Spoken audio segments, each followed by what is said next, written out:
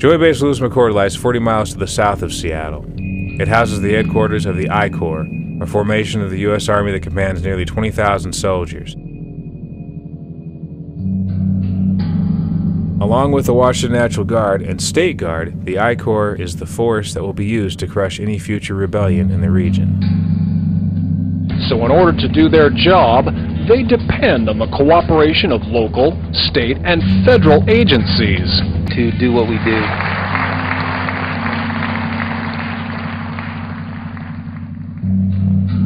"20 miles to the south of the base is Olympia, the capital of Washington State. From here, the laws and policies of the state government are decided.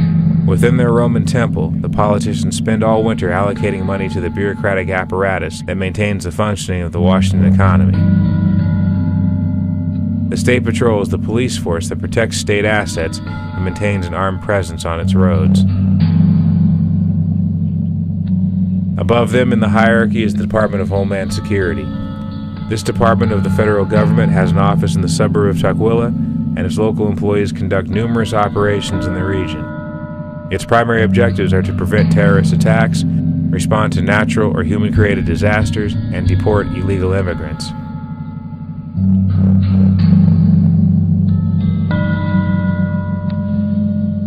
The main courthouse of the federal government is located downtown near 7th and Stewart. At this location, thousands of people are convicted of federal crimes and sentenced to years in prison. The functionaries at this courthouse care little about the humans who are ruined inside the courtrooms. The armed employees that guard the building are largely pathetic men who are paid to look threatening. Like all agents of the federal government, they are parasites and killers, tasked with policing the thoughts and actions of the U.S. population. As I've said before, these are incredibly challenging times for the FBI. Nerve centers like this one help you share intelligence, answer questions, and give support instantly. People like him are often seen on the streets of downtown. They don't merely share space, they share databases and techniques. How much stronger all of you can be when you're actually working together. That's the logic behind what are called fusion centers. State intelligence centers called fusion centers. Can you tell us a little bit more what the fusion center fuses? It's the Homeland Security, the FBI, the Seattle Police Department, Fire Department, really a collaboration that we haven't seen before.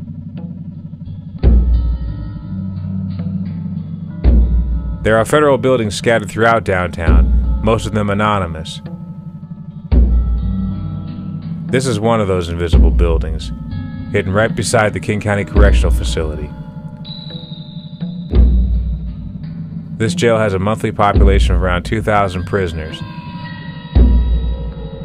Large segments of the Seattle population have spent days and weeks and months in the county jail, cursed to watch the world from up high through narrow windows.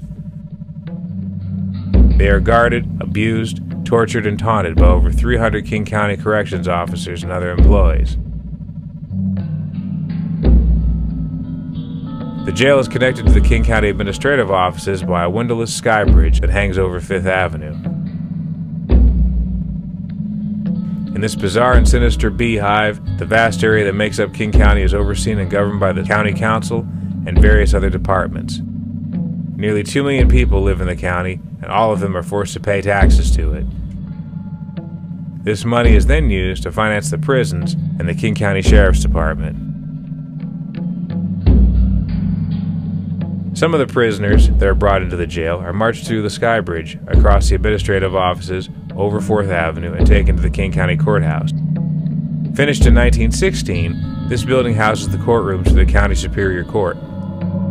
Every day, the county prosecutor's office works diligently to imprison or fine as many people as possible.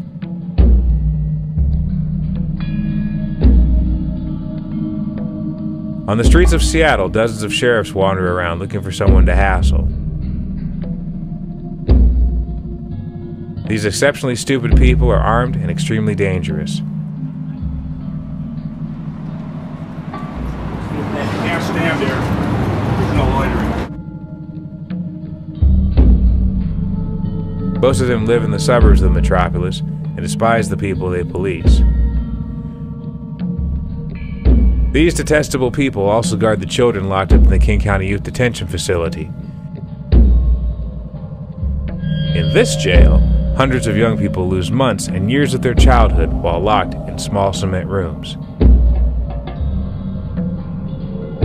The jail is located on 12th Avenue just south of Seattle University. The King County Council recently received enough votes to proceed with their plans to tear down the existing structure, sell off some of the county land to private developers, and build a new modern jail that will be integrated with high-end condominiums. Once this project is completed, the youth locked inside will even be more invisible than they are today. There is no hope within the jail, only pain and sadness, and sometimes rebellion. Young people all know about the jail, and one day they will destroy it. The center of governments for the city of Seattle is the City Hall that is located across the street from the King County Administrative Offices. Inside the building, art reminiscent of the indigenous tribes is displayed for the public, symbolizing the desire of the government to forget the forcible relocation, the diseases, and the murders of the past. Within this transparent building, the City Council and the Mayor create laws and make business deals with investors. These people rule over Seattle, bring all their psychological problems into the seats of power, and arrogantly attempting to manage an unruly and chaotic population. They are too cowardly to admit the inherent failure of their project. So council members, community members, let's do that. Let's just all jump off the cliff together.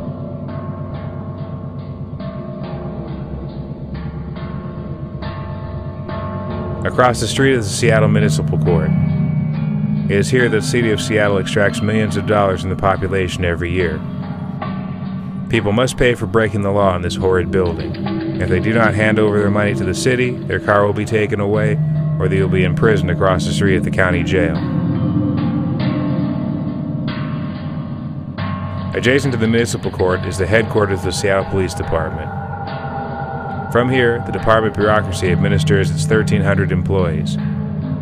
The police officers often terrorize specific areas of Seattle. Sometimes there is a media scandal. There's really no excuse for how this came to be.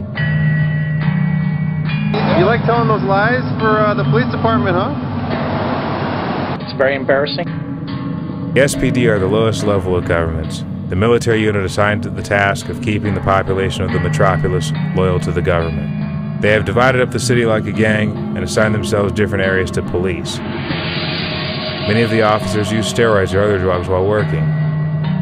Many of them are also ex-soldiers who have killed civilians in other countries. In August 2010, a white police officer stepped out of his car and then proceeded to execute a member of the New Chattanooga named John T. Williams. Williams had been carving a piece of cedar when he was killed.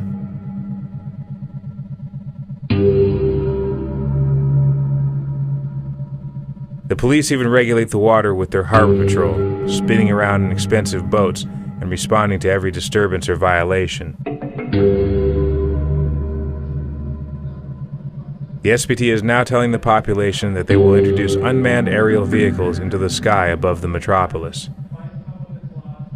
Little by little, the police attempt to assert their total control over the population. They are fully supported by the city government and the downtown businesses. It is in all of their interest to have a submissive and orderly population that will help them expand the economy.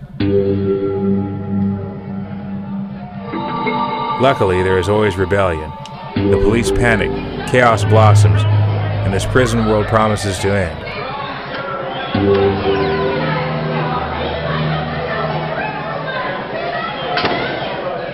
All that gives them power are the guns they carry on their sides and nothing else.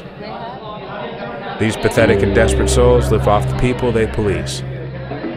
They are a gang, the most powerful gang in Seattle. The mainstream media helps the police control the population by giving them a free conduit through which they can deceive the public.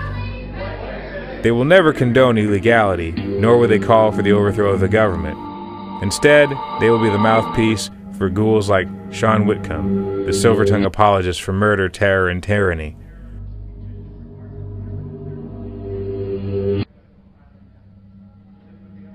Archaic as they are, the four major Seattle networks continue to dominate the minds of the public with their propaganda and lies.